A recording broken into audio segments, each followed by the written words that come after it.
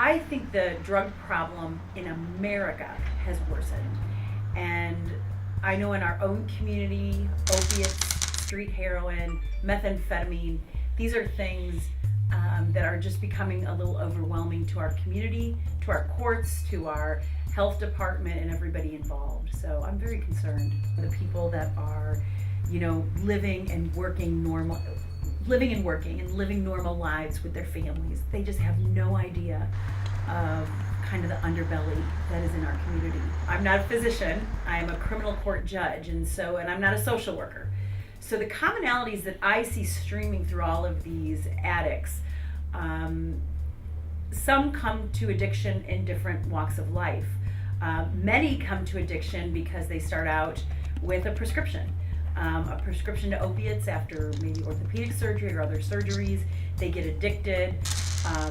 They just need their drugs so bad, and they literally end up in the street buying street heroin. We have to figure out what is a good decision-making process for somebody who is so addicted to methamphetamine or heroin that, as a judge, we can't incarcerate them their whole life. That doesn't help them overcome their addiction.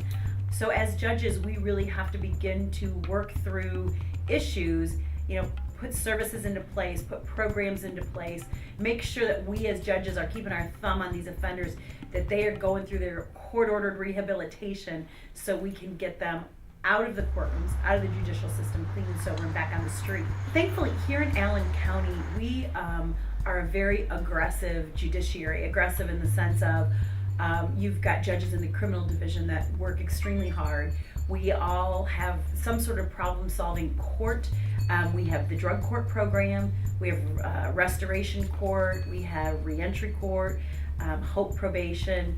I'm the judge that presides over Hope Probation, and that is specifically designed for an offender caught with a felony case, a low-level drug case, that is truly an addict. So under our evidence-based practices, we assess them, and I take them and put them into a probationary program, Hoosiers Opportunity Probation with Enforcement, where I become their chief probation officer, basically. And as the judge, I am a judge, I'm not a social worker, but I become their chief probation officer and working through our probation department. We have a terrific probation department here, we have a terrific community corrections department, and so we collaborate in the criminal justice system in these programs to make sure that at the end of it they can graduate off these programs clean and sober. So I am starting to see the effects of some of these court-ordered programs really taking off, really working well, and getting some of these individuals clean and sober. Oftentimes when you're incarcerated, that's your wake-up call. Oftentimes when a police officer arrests you and you come to court in front of Judge Davis and say, I'm a drug addict and I've lost my entire life. The court system has taken away my kids. I've lost my job. Now maybe they are in a position to work hard.